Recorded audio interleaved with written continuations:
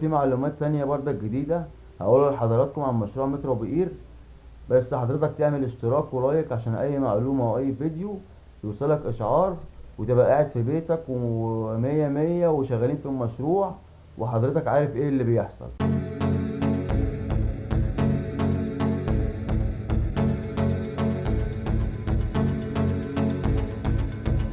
السلام عليكم. النهاردة معانا معلومة جديدة عن مشروع مترو ابو قير، هنعرفها مع بعض ان شاء الله. والحمد لله يا جماعة، كل معلوماتنا اللي احنا قلناها عن مشروع مترو ابو قير بيتم تنفيذها حاليا. وانا يا جماعة ذكرت المعلومة دي قبل كده في فيديو قصير، وقلت لحضراتكم من المتوقع ان يتم بناء محطة اسمها الشهداء لمترو الاسكندرية. فالنهاردة يا جماعة بنأكد المعلومة دي، وبقول لحضراتكم محطة مصر تبقى محطة مؤقتة للمترو لحد ما يتم الانتهاء من المرحلة الأولى.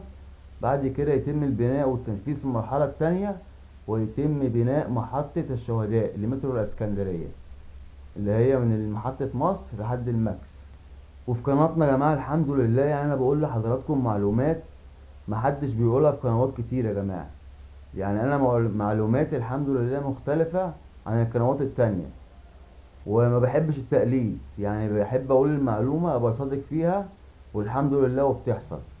وانا ياما قلت لحضراتكم معلومات عن مشروع مترو ابو قير. واخيرا يا جماعة في فيديو سابق قلت لحضراتكم ان هيتم انشاء وبناء مساجد في مسار مترو ابو قير ان شاء الله. يعني مش نفس العدد مثلا المساجد الموجودة حاليا، لا ممكن يبقى اقل، بس ان شاء الله يتم مساجد. فمعلوماتنا كتير الحمد لله، ولسه في معلومات تانية برضك جديدة هقولها لحضراتكم عن مشروع مترو ابو قير. بس حضرتك تعمل اشتراك ولايك عشان اي معلومة او اي فيديو يوصلك اشعار، وتبقى قاعد في بيتك ومية مية وشغالين في المشروع وحضرتك عارف ايه اللي بيحصل.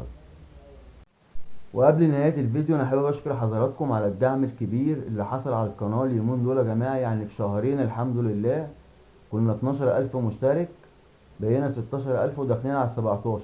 يعني في شهرين زدنا 4000 مشترك او 4000 ونص، وحققنا مليون مشاهدة يا جماعة. يعني الحمد لله، وانا بشكر حضراتكم ويا رب اكون عند حسن ظنكم، وان شاء الله القناة تكبر وتنجح بكم بإذن الله.